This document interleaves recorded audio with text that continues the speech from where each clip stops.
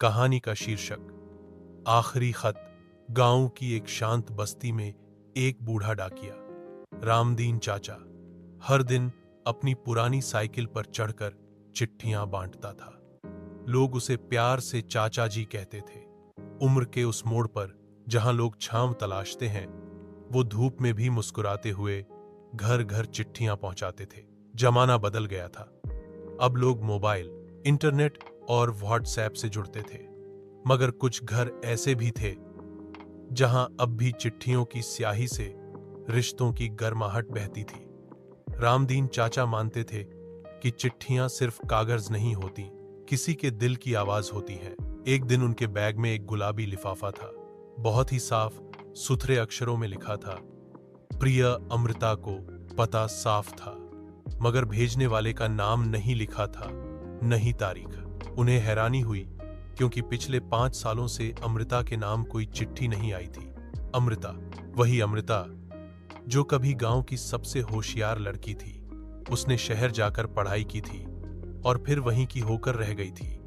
कभी कभार गांव आती थी, लेकिन अब कई सालों से नहीं आई थी। रामदीन चाचा ने चिट्ठी अमृता के पुराने घर पहुंचाई। वहां अब केवल उसकी बूढ़ी मां रहती थी, जो अक्सर दरवाजे पर बैठकर आने जाने वालों को देखा करती।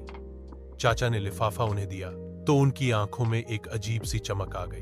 बहुत दिन बाद उसकी चिट्ठी आई है। उन्होंने कांपते हाथों से लिफाफा खोला और पढ़ने लगी। चिट्ठी पढ़ते पढ़ते उनकी आंखों से आंसू बहने लगे। रामदीन चाचा थोड़ी देर चुपचाप खड़े रहे, फिर पूछ बैठे, क्या लिखा है अमृता ने? बूढ़ी मां ने चिट्ठी आगे बढ़ाई। चाचा ने पढ़ा, मां, शायद जब ये चिट्ठी तुम्हारे पास पहुंचे मैं बहुत दूर जा चुकी हूं। मैंने जिंदगी भर दौड़ लगाई, मगर अब थक गई हूं। इस शहर ने बहुत कुछ दिया, मगर कुछ भी अपना नहीं लगा। अगर अगली बार जन्म मिले तो मैं फिर से तुम्हारी अमृता बनना चाहूंगी, लेकिन इस बार मैं तुम्हें अकेला छोड़कर नहीं जाऊंगी। तुम्हारी गोद सबसे प्यारा घर थी, है और रहेगी। माफ करना मां, बहुत देर हो गई ये कहने में। तुम्हारी अमृता। रामदीन चाचा का गला भर आया।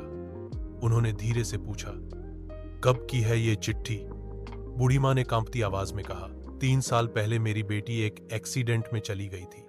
लगता है ये चिट्ठी उसने मरने से पहले भेजी थी, अब जाकर पहुंची। चाचा ने देखा लिफाफे पर, कहीं धुंधले अक्षरों में एक कोने पर लिखा था, पोस्ट करने को कहा था पर भेजना भूल गया, माफ करना मां। अंत।